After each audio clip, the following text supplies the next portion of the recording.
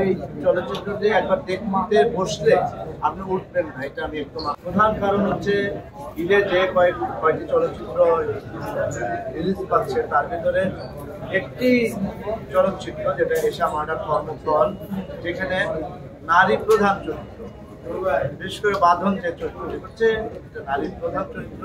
এই চরিত্রটি ইচ্ছা করলে কোনো পুরুষকে দিয়েও করানো যেত, কিন্তু সানি সানোয়ার সে তাকে সিলেক্ট করেছে, একটা সাহসিকতার পরিচয় দিয়েছে।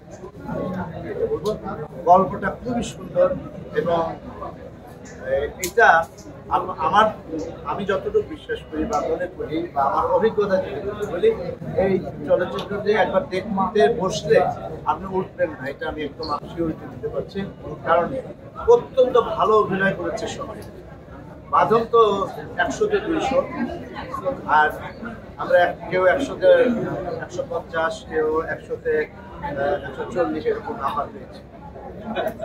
তো যে কারণে এই চলচ্চিত্রটি আপনারা দেখবেন এবং আপনারা সাংবাদিক ভাইরা, আমি খুব একটা চলচ্চিত্র পড়ি নাই, আমার অভিজ্ঞতা অনেক বেশি না, তারপরে আপনাদের কাছে অনুরোধ থাকবে আমার যারা ভক্ত আছে, সাধনের যারা ভক্ত আছে, এদের যারা ভক্ত আছেন, সবাই মিলে সারা বাংলাদেশের 18 কোটি মানুষের ভিতরে অন্তত 80 ভাগ মানুষ যেন দেখে সেই ব্যবস্থাটা আপনারা করবেন।